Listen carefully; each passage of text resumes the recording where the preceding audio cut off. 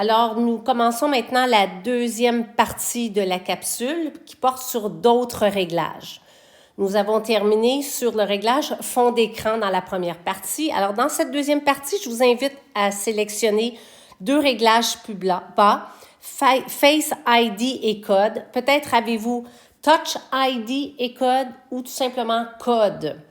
Alors, ce sont différentes façons, soit avec la reconnaissance faciale, avec les empreintes digitales ou carrément simplement un code, me permet d'accéder aux données de ma tablette. Un peu plus bas, si vous balayez, vous voyez « Activer le code ». Je n'ai pas de code sur ma tablette, je pourrais m'en créer un. Peut-être en avez-vous un. Si c'est le cas, ce sera « Désactiver le code » qui sera offert pour vous lorsque vous souhaiterez de ne plus avoir de code pour accéder à votre tablette. C'est un niveau de sécurité. Ce n'est pas le mot de passe associé à l'identifiant. C'est une autre information qui vous est suggérée de mettre en place pour protéger finalement le contenu de votre tablette. Alors, si je voudrais avoir un code, je fais une touche sur « Activer le code » et je pourrais saisir un code de mon choix. Sous la saisie, j'ai « Option de code ». Alors, je vois que j'ai comme la possibilité d'avoir un code alphanumérique, un code numérique ou un code à 4 chiffres. Si je choisis cette option, j'aurai donc 4 cases à remplir où je pourrais écrire un code. Alors, il s'agirait d'écrire les chiffres qui correspondent au code que je souhaiterais avoir. Je dois le retaper à nouveau et à ce moment-là, j'aurai un code qui va faire en sorte que mon appareil sera verrouillé. Si je n'en veux pas, finalement, je touche sur « Annuler ».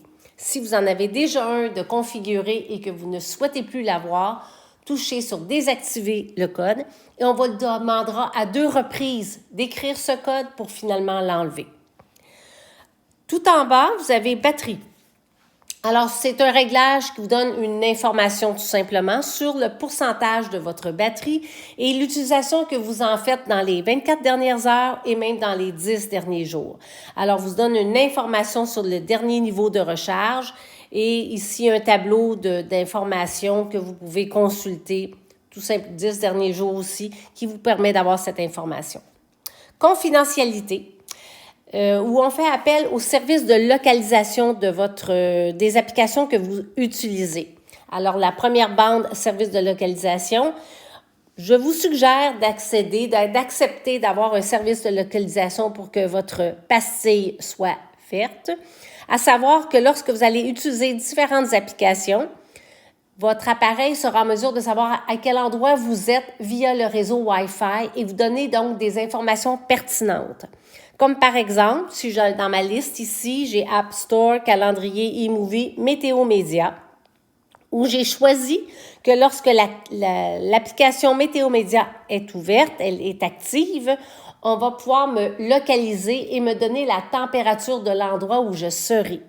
Donc, si je suis chez moi, à Varennes, on me donnera la température à Varennes dès que je vais ouvrir l'application. Si je me déplace et je me rends à Québec, ça sera la température à Québec qui me sera offerte en premier lieu, plutôt que mon domicile. Alors, donc, j'ai choisi que ce soit lorsque l'application est active, qu'on puisse donc me donner l'autorisation à la position où je suis via le Wi-Fi. Je touche toujours au mot en bleu avec la flèche en haut de la colonne de droite pour revenir à mon projet de départ. Alors, toutes les applications ici qui sont listées, ce sont des applications où on pourrait me demander de me localiser, comme si je prends par exemple Contact. Alors, les applications qui auraient demandé l'accès à mes contacts devraient figurer ici. Comme j'ai toujours refusé que mes contacts soient liés à d'autres applications, donc voilà pourquoi je n'ai rien décrit à cet endroit. Je vous invite maintenant à aller un petit peu plus haut où vous avez par exemple le mot « son ». Le réglage « son » permet donc d'avoir différents types de sons associés à chacune différentes actions, comme des sonneries, un nouveau courriel que je reçois. Je pourrais choisir d'avoir un son pour m'avertir que j'ai un nouveau courriel. Moi, j'ai le mot « aucune ». Si je touche ici, j'ai toute une série de sons possibles qui pourraient être associés au fait que je reçois un nouveau courriel. de la même d'un courriel envoyé. Donc, tout le détail que vous pouvez lire ici, donc, me permet d'avoir un son différent dépendamment de mon besoin. Bien sûr, le premier bouton par un toucher prolongé me permet d'augmenter l'intensité du son que j'ai choisi éventuellement. Vous avez ensuite aussi accessibilité qui est dans le bloc un peu plus bas, sous l'écran d'accueil et doc, vous reconnaissez ici. Je vous invite à le consulter si vous avez des besoins particuliers, si vous avez un problème de vision, un problème physique moteur, un problème d'audition. Donc, la tablette est conçue pour vous aider, pour faire en sorte que ce soit plus confortable et accessible pour vous. Si je prends par exemple un problème physique et moteur, quelqu'un qui a de la difficulté avec les doigts, avec la section toucher, bien, vous voyez que vous avez d'autres détails possibles, comme par exemple que le contact tactile puisse être de plus courte durée ou de plus longue durée pour faire en sorte de faire les tâches que vous souhaitez et que ça soit donc plus convivial pour vous.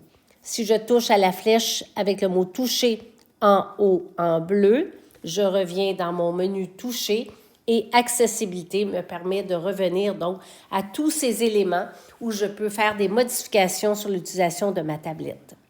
Finalement, notification dans le bloc en haut. Donc, je balaie légèrement et je peux accéder à notification. Des notifications, ce sont des messages que je reçois qui peuvent être présentés de différentes manières pour m'avertir d'un élément nouveau. Alors, si par exemple, je prends FaceTime, dans mon cas, j'ai marqué bannière, son et pastille.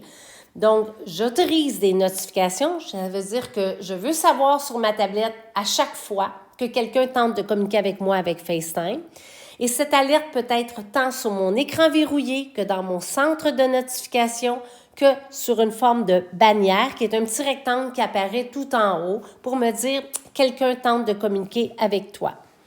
Évidemment, j'ai toujours les pastilles, le commutateur vert qui me donne avec un chiffre le fait que quelqu'un a tenté de communiquer avec moi. Je touche sur notification, je reviens en haut.